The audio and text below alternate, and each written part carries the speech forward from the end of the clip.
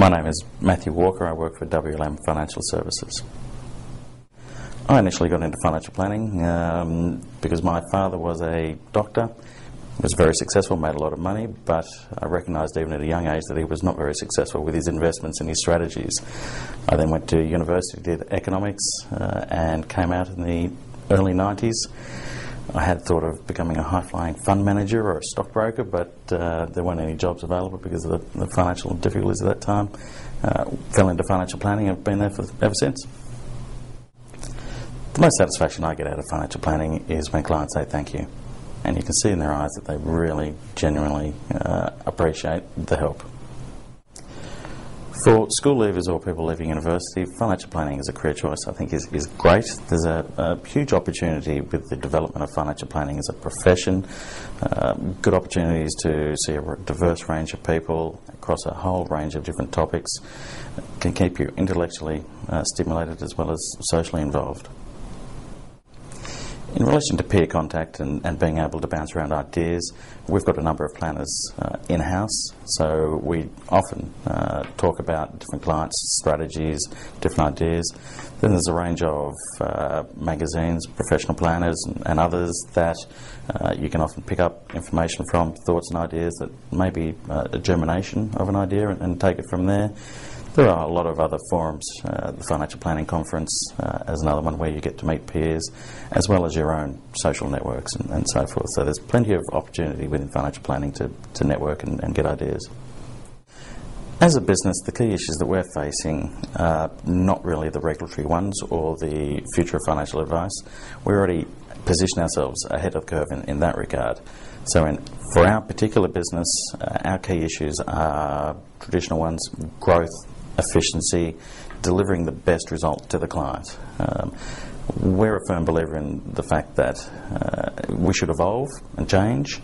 The technology is available these days that we don't necessarily have to follow the traditional financial planning product distribution model.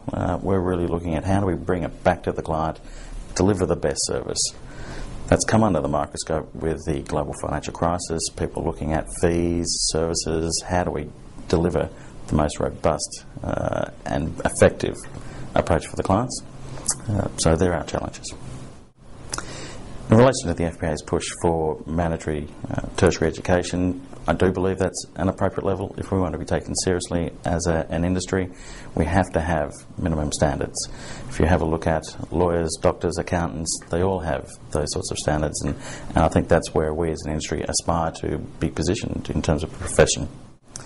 For the existing people that may already be in the system that don't have tertiary qualifications but work are qualified from a CFP level, there's potential to grandfather, have a look at those types of aspects.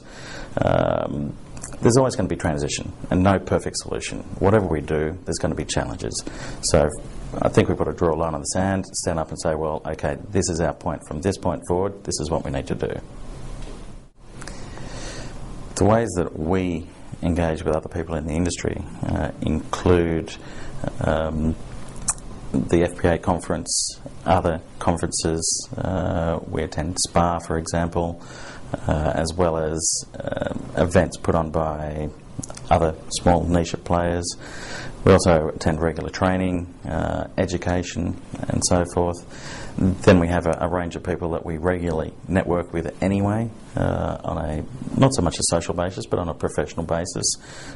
This is an issue within our business. How do we address this? You're in the same sort of business.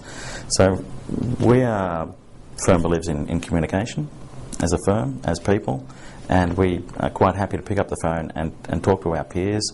We don't view them as competitors. We view them as support networks, if they will, and we've managed to build up a culture within the people that we touch base with that we're happy to talk about the sticky issues rather than hide in the closet. So pick up the telephone, attend industry conferences, industry events. There's plenty of people out there that are always willing to help. You just got to ask the question the right way.